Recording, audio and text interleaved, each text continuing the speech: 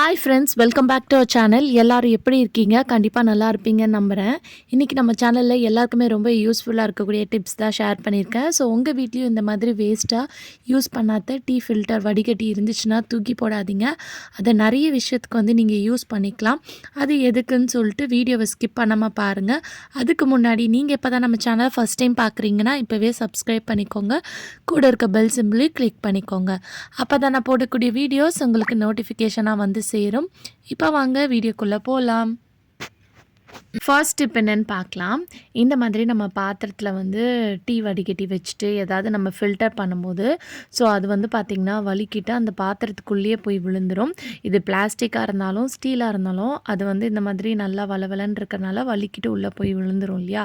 So நம்ம ஏதாவது வந்து ஹெவியாக ஜூஸு அந்த மாதிரி ஏதாவது ஃபில்டர் பண்ணுறோன்னா ஸோ திருப்பி அதுக்குள்ளேயே போய் பார்த்திங்கன்னா விழுந்துடும். அது விழாமல் இருக்கிறதுக்கு இந்த டிப்பை வந்து ட்ரை பண்ணிக்கோங்க. ஸோ இந்த கேப் இருக்குது இல்லையா? அந்த கேப்பில் வந்து ஒரு ஸ்பூனை வந்து நீங்கள் இந்த மாதிரி மாட்டி விட்டுக்கோங்க. இந்த மாதிரி இந்த ஸ்பூன் இந்த கேப்பில் நீங்கள் மாட்டி விட்டுட்டு வச்சிங்கன்னா நீங்கள் எவ்வளோ வந்து ஜூஸ் ஊற்றினாலும் சரி இல்லை காஃபி டீ என்ன ஊற்றினாலுமே உங்களுக்கு வந்து அது வலிக்கிட்டு உள்ளே வந்து விழாது. அப்படியே வலிக்கிட்டு வந்தாலுமே இப்படி ஸ்டிஃபாக வந்து டைரெக்டாக நேராக வந்து நிற்குமே தவிர உள்ளே அந்த பவுல்குள்ளே வந்து பார்த்திங்கன்னா போய் விழாது. ஸோ நம்ம சம்டைம்ஸ் ஜூஸ்லாம் கூட ஃபில்டர் பண்ணுவோம் இல்லையா? அந்த டைம்லலாம் இந்த டிப் வந்து ரொம்ப யூஸ்ஃபுல்லாக இருக்கும். ட்ரை பண்ணி பாருங்கள். அடுத்த டிப் என்னன்னு பார்க்கலாம். அடுத்த டிப்க்கு இந்த மாதிரி நம்ம வீட்டில் ரொம்ப கலர் வந்து ஸ்ட்ரெயின் ஆன வடிகட்டி இருந்துச்சுன்னா எடுத்துக்கோங்க. இதை வந்து நம்ம நடுவில் இருக்கிற இந்த பார்ட் மட்டும் நம்ம கட் பண்ணி எடுத்துக்க போகிறோம். ஸோ இந்த மாதிரி டீ ஃபில்டர் இருந்துச்சுன்னா தூக்கி போடாதீங்க. நிறைய விஷயத்துக்கு வந்து நம்ம இதை யூஸ் பண்ணிக்கலாம். ஸோ இதை மட்டும் நம்ம கட் பண்ணி எடுத்துக்கலாம். நீங்கள் இந்த மாதிரி சிசர் யூஸ் பண்ணி கட் பண்ணிங்கன்னா உங்களுக்கு ஈஸியாக வந்து கட் பண்ணிடலாம். இது எதுக்குன்னு பார்க்கலாம். நம்ம வீட்டில் இந்த மாதிரி இஞ்சி பூண்டு நசுக்கிற கல் வச்சுருப்போம் இல்லையா? ஸோ அதை நம்ம உள்ளே வந்து ஏதாவது மிளகு சீரகம் நசுக்கும் போது வெளியெல்லாம் வந்து பார்த்திங்கன்னா அப்படியே தெரிக்கும். ஸோ இந்த கவுண்டர் டாப் சுற்றி ஆகும். ப்ளஸ் அந்த பொருளும் வந்து பார்த்திங்கன்னா வேஸ்ட்டாக வெளியெல்லாம் வந்துடும். அந்த மாதிரி வராமல் இருக்கிறதுக்கு ஒரு சின்னதாக இந்த மாதிரி நல்ல க்ரிப்பாக இருக்கணும் அந்த கல்லோட. ஸோ கேப்லாம் இருக்கக்கூடாது. இந்த மாதிரி க்ரிப்பாக வந்து நீங்கள் அந்த சைஸுக்கு ஏற்ற மாதிரி நீங்கள் கட் பண்ணி எடுத்துக்கிட்டிங்கன்னா இந்த மாதிரி மாட்டி விட்டுடலாம். இந்த மாதிரி இதில் மாட்டி விட்டுட்டு அதுக்கப்புறம் நீங்கள் இந்த இஞ்சி பூண்டு நசுக்கிறத வந்து நசுக்குனிங்கன்னா உங்களுக்கு அதில் இருக்கக்கூடிய மிளகு சீரகம்லாம் வந்து நம்ம என்ன தான் நசுக்குனாலும் அதுக்குள்ளேயே தான் இருக்குமே தவிர வெளியே வந்து பார்த்திங்கன்னா விழாது. அதே மாதிரி இந்த மாதிரி நீங்கள் கேப் போட்டு வைக்கும்போது இதுக்குள்ளே தேவையில்லாத பல்லி பூச்சி கரப்பாம்பூச்சிலாம் இருக்கும் இல்லையா? அதுவும் வந்து பார்த்திங்கன்னா நைட் டைமில் உள்ளே போகும். ஸோ அதுவும் வந்து நீங்கள் அவாய்ட் பண்ணிக்கலாம். வேணுன்ற போது நீங்கள் இதை ரிமூவ் பண்ணிவிட்டு வாஷ் பண்ணிவிட்டு திருப்பி கூட நீங்கள் இதில் போட்டு வச்சுக்கலாம். கண்டிப்பாக இந்த டிப் யூஸ்ஃபுல்லாக இருக்கும். ட்ரை பண்ணி பாருங்கள். அடுத்த டிப் என்னென்னு பார்க்கலாம். நம்ம இந்த ஃபில்டர்ஸை வந்து நம்ம டீ வடிகட்ட ஜூஸ்க்கெலாம் இதுக்கு தான் மட்டும்தான் யூஸ் பண்ணுவோம். பட் அதையும் தாண்டி நிறைய விஷயத்துக்கு நம்ம இதை யூஸ் பண்ணிக்கலாம். இப்போ நம்ம அடுப்பில் முட்டை வச்சுருக்கோம். இந்த மாதிரி சூடாக இருக்குது கையில் எடுக்க முடியாதுன்னா நீங்கள் இந்த ஃபில்டரை யூஸ் பண்ணி எடுத்துக்கலாம். இந்த மாதிரி எடுக்கும்போது தனியாக அந்த எக் மட்டும் உங்களுக்கு கிடைக்கும். கீழே தண்ணிலாம் வந்து அதுலேயே ஃபில்டர் ஆகி போயிடும்.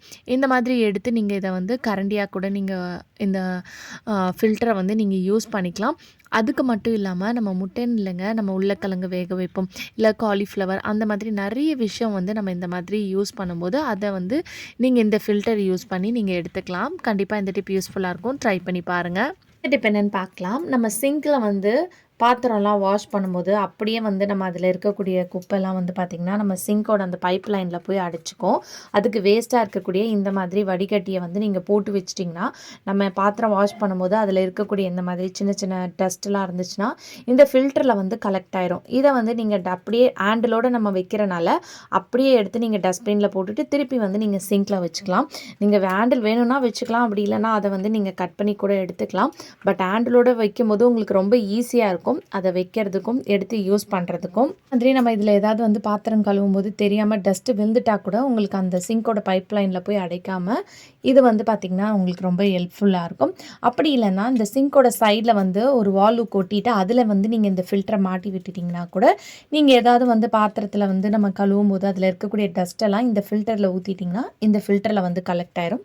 அதை எடுத்து நீங்கள் தூக்கி போட்டுட்டு நீங்கள் யூஸ் பண்ணிக்கலாம். ட்ரை பண்ணி பாருங்கள். அடுத்த டிப் என்னென்னு பார்க்கலாம். இந்த மாதிரி மாதிரி நடுவில் இருக்கக்கூடிய அந்த ஃபில்டர் போர்ஷனை மட்டும் நீங்கள் கட் பண்ணி எடுத்துருங்க. எடுத்துகிட்டு இதை டெக்கரேட் பண்ணுறதா இருந்தால் நீங்கள் பண்ணிக்கலாம். அப்படி இல்லைனா நீங்கள் அப்படியே கூட யூஸ் பண்ணிக்கலாம்.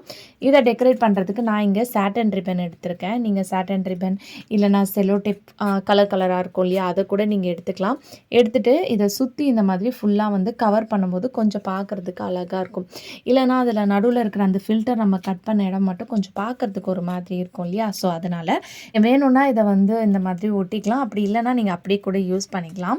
ஸோ இந்த மாதிரி பண்ணி எடுத்ததுக்கப்புறம் உங்களுக்கு பார்க்குறதுக்கே வந்து பார்த்திங்கன்னா அழகாக இருக்கும். இதை வந்து நீங்கள் சூப்பரான ஒரு ஆர்கனைசராக நீங்கள் கிச்சனுக்கு வந்து பார்த்திங்கன்னா யூஸ் பண்ணிக்கலாம். வால் ஹுக்கில் வந்து இந்த மாதிரி கிச்சன் கவுண்டர் டாப்பில் மாட்டி விட்டுட்டிங்கன்னா இதில் நீங்கள் யூஸ் பண்ணுற சிசர்ஸ் வந்து வச்சுக்கலாம்.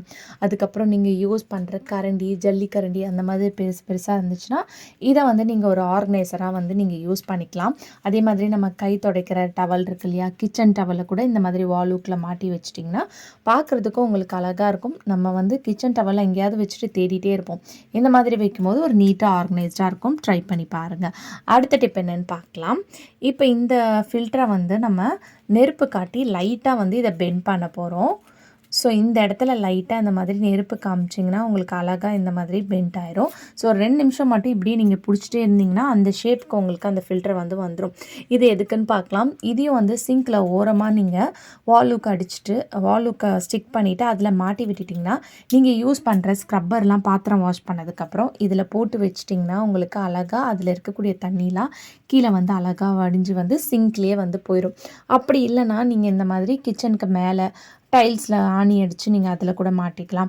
நான் வந்து ஒரு எஸ்ஸூக்கை போட்டு ஜன்னலில் வந்து மாட்டி வச்சுருக்கேன்.